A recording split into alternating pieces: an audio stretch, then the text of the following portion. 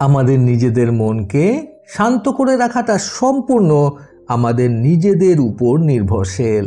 বন্ধুরা, এই অসাধারণ প্রসঙ্গটাকে কেন্দ্র করে আজকে আমি আপনাদের প্রভু গৌতম বুদ্ধের সুন্দর একটি গল্প শোনাবো। চ্যানেলে নতুন হলে সাবস্ক্রাইব করতে ভুলবেন না এবং অবশ্যই গল্পটি ভালো লাগলে একটা লাইক আশা করব। একবার প্রভু গৌতম বুদ্ধ নিজের আশ্রমে বসে নিজের শিষ্যদের সাথে কথোপকথন করছিলেন।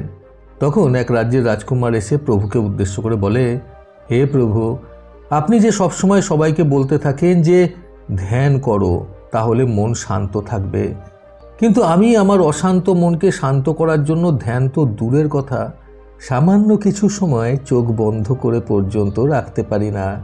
আমার মন এতটাই অশান্ত যে এটা সর্বদা পরিবর্তন হতে থাকে।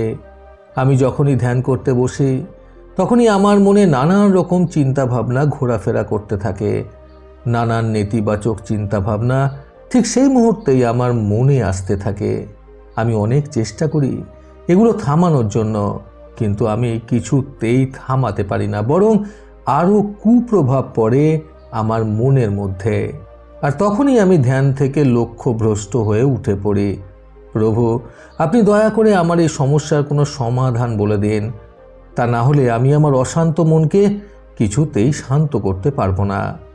তখন প্রভু গৌতম বুদ্ধ বলেন, আমি আর কি বলবো, মনটা তোমার, আর তুমি ভাবো যে এই মনটাকে তুমি কতটা স্বাধীন করে রেখেছ, যার ফলে ও তোমাকে এক দণ্ড চোখ বন্ধ করে থাকতে দেয় না। এরপর রাজকুমার বলে, প্রভু, আমি অনেক চেষ্টা করেছি আমার এই মনকে নিজের আয়ত্তে আনার, কিন্তু আমি কিছুতেই পেরে উঠিনি। দয়া করে আপনি আমাকে এই সমস্যার সমাধান বলে দিন। তখন গৌতম বুদ্ধ খুব মনোযোগ সহকারে রাজকুমারের দিকে কিছুক্ষণ তাকিয়ে দেখতে লাগলেন। তারপর তিনি রাজকুমারকে বললেন, তোমার জীবন থেকে এই 4টি অভ্যেস যত তাড়াতাড়ি সম্ভব বদলে ফেলতে হবে, তাহলেই দেখবে তুমি তোমার মনকে নিজের আয়ত্তে আনতে পেরেছ। রাজকুমার তখন বলে, কি এই 4টে অভ্যেস, আমাকে এক্ষুনি বলুন প্রভু। গৌতম বুদ্ধ বলা শুরু করায় রাজকুমার খুব মনোযোগ সহকারে গৌতম বুদ্ধের কথাগুলো শুনতে লাগলো। গৌতম বুদ্ধের কথা অনুযায়ী প্রথম অভ্যাসটা হলো অযথা সময় কাটানো বন্ধ করে দাও। আমাদের মনে হয় যে আমরা সময় কাটাচ্ছি, কিন্তু আসলেই সময় আমাদের কাটাচ্ছে। মানুষ মনে করে যে আমাদের হাতে অফুরন্ত সময় রয়েছে হাসি মজা করে সময়টাকে কাটিয়ে দেওয়ার মতো, কিন্তু এটা আসলেই তাদের ভুল ধারণা।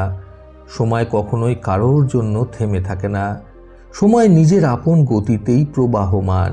কাজেই এই সময়ের সাথে সাথে নিজেকে সৎভাবেই উপয়োগ না করতে পারলে সময় চোখের নিমেষে বয়ে চলে যায়, আর আমরা সেটা টেরও পাই না। আর সময় যখন আমাদের নাগালের বাইরে বেরিয়ে যায়, তখন আমাদের আফসোস করা ছাড়া আর কোনো গতি থাকে না। তাই সময় থাকতে সময়ের মূল্য দেওয়া উচিত। কাজেই যতক্ষণ সময় রয়েছে ততক্ষণ এটাকে যথার্থ কাজে লাগানো উচিত।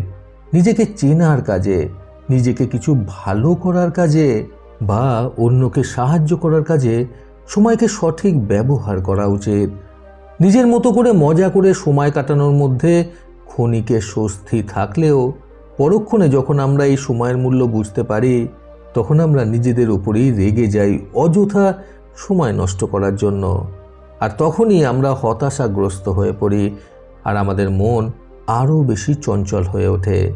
ঠিক সেই মুহূর্তেই মনকে আর শান্ত করে রাখা যায় না। তাই সময় থাকতে সময়ের সঠিক মূল্যায়ন করা উচিত। দ্বিতীয় অভ্যাসটা হলো এটা ভাবা সম্পূর্ণভাবে ছেড়ে দাও যে আমার থেকে বড় বড় লোকেরাও এটা করতে পারেনি, তাহলে আমি কিভাবে পারবো। আসলে অন্যের সঙ্গে নিজের তুলনা করাটাই ভুল। অন্যের পরিস্থিতি আলাদা এবং তাদের চিন্তাধারাও সম্পূর্ণ আলাদা। তাই অন্যেরা যদি নাও করতে পারে, তাহলে তুমিও যে পারবে না এমন কোনো নিশ্চয়তা নেই। হতে পারে সেই কাজটা অন্যেরা না পারলেও তুমিই পারবে। কারণ বেশিরভাগ ক্ষেত্রে তারাই কিন্তু ইতিহাস সৃষ্টি করে যাদের থেকে বেশি কিছু আশা করা যায় না। যে ব্যক্তিকে দেখে তুমি ভাববে যে সে হয়তো অনেক বেশি চেষ্টা করেছে, তা সত্ত্বেও পারেনি, সে হয়তো আসলে ভেতরে ভেতরে কোনো চেষ্টাই করেনি।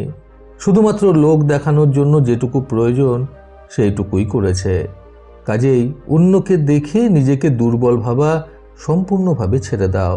এর থেকেই তোমার মধ্যে হতাশার সৃষ্টি হবে এবং তুমি অসফল হয়ে পড়বে আর নিজের মনকে শান্ত করতে ব্যর্থ হবে। তৃতীয় অভ্যাসটা হলো অন্যের মনকে বোঝার ব্যর্থ চেষ্টা করা সম্পূর্ণভাবে ছেড়ে দাও। তোমার মতো বেশিরভাগ লোকেরা সবসময় অন্যের মনকে বোঝার ব্যর্থ চেষ্টা করতে উঠে পড়ে লাগে। সামনের মানুষটি তোমার ব্যাপারে কি ভাবছে না ভাবছে সেই নিয়ে তোমার মতো মানুষেরা সবসময় চিন্তিত থাকে। তাদের এই চিন্তাধারায় তাদের সবসময় ব্যতিব্যস্ত করে তোলে। অন্যের মনকে বোঝার ব্যর্থ চেষ্টা করার ফলে নিজেদের মনে নেতিবাচক চিন্তাভাবনার জন্ম হয়। তাই নিজে ভালো থাকতে চাইলে অন্যের মনকে বোঝা যত তাড়াতাড়ি সম্ভব বন্ধ করতে হবে। যদি বুঝতেই হয় তাহলে সেই সময়টুকু শুধুমাত্র নিজের মনকে বোঝার ক্ষেত্রে ব্যয় করা উচিত। তা না হলে তোমার মন অতি সহজেই অশান্ত হয়ে উঠতে বাধ্য হবে। চেষ্টা করেও তাকে শান্ত করে রাখা যাবে না। চতুর্থ এবং শেষ অভ্যাসটি হলো তোমার অসফলতার উপরে অন্য লোকেরা হাসাহাসি করবে এটা নিয়ে ভয় পাওয়া অতি শীঘ্রই ছেড়ে দেওয়া উচিত।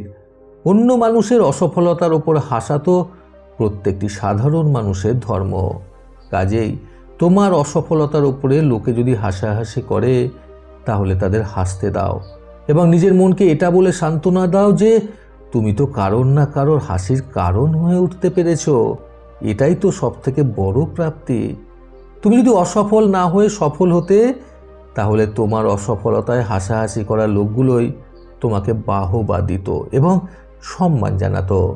যদি তুমি নিজের সফলতায় অন্যের সম্মান আশা করো তাহলে তোমার অসফলতায় অন্যের হাসাহাসিতে দুঃখ পেলে চলবে না।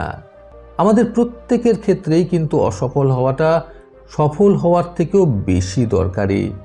অসফল হতে পারলে তবেই কিন্তু সফলতার সুখ অনুভব করা যায়। কারণ অসফল না হয়েও সফলতার মুখ দেখা মানুষগুলোর মধ্যে অহংকারের জন্ম হয় অতি সহজে এবং তারা অন্যান্য মানুষকে ছোট ভাবতে শুরু করে অতি সহজেই। যেখানে অসফলতা কিন্তু আমাদের বিনম্র থাকা, ধৈর্য রাখা এবং কঠোর পরিশ্রমী হতে সাহায্য করে। এই জন্যই অসফলতাকে কখনো খারাপ ভাবা উচিত নয়। অসফল কিন্তু তারাই হয় যারা প্রতিনিয়ত নতুন কিছু করার চেষ্টা করে চলে। আর একটা কথা অবশ্যই সবসময় মনে রাখা উচিত, যদি তোমার মধ্যে অসফল হওয়ার সাহস না থাকে তাহলে তুমি তোমার লক্ষ্যে পৌঁছাতে পারবে না। সফল হওয়ার পথে বাধা হয়ে দাঁড়াবে তোমার মধ্যে অসফল হওয়ার সাহস না থাকাটা। এই জন্যই অসফল হওয়া এবং লোকেদের ব্যঙ্গ বিদ্রূপ করাকে ভয় পাওয়া থেকে নিজেকে বিরত রাখো। তাহলেই দেখবে তুমি তোমার মনকে শান্ত করতে সক্ষম হবে। এই কথা বলে নিজের সেই মুহূর্তের কথাবার্তা শেষ করার পর প্রভু গৌতম বুদ্ধ সেই রাজকুমারকে উদ্দেশ্য করে বললেন, যদি তুমি তোমার মধ্য থেকেই 4টি অভ্যেস ত্যাগ করে ফেলো তাহলে তোমার মন সম্পূর্ণভাবেই শান্ত হয়ে যাবে।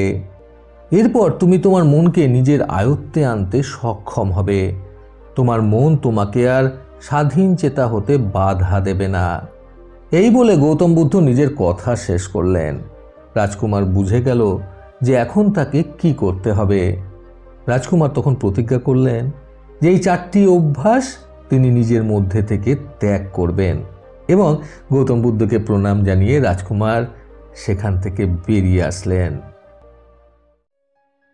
বন্ধুরা, নিজের মনকে শান্ত করতে আজকের এই সুন্দর গল্প থেকে শিক্ষণীয় 3টি কথা সর্বদা মনে রাখুন। প্রথমত, আমাদের নিজেদের মনের স্বাধীনতা কিন্তু সম্পূর্ণভাবে আমাদের নিজেদের হাতেই অন্তর্নিহিত।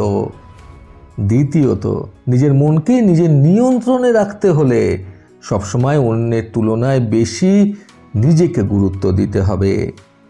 তৃতীয়ত, অন্যরা কি ভাববে সেই বিষয়ে বেশি ধ্যান না দিয়ে আমাদের কোনটা করলে আমাদের ভালো হবে সেই বিষয়ে আমাদের ধ্যান দেওয়া উচিত।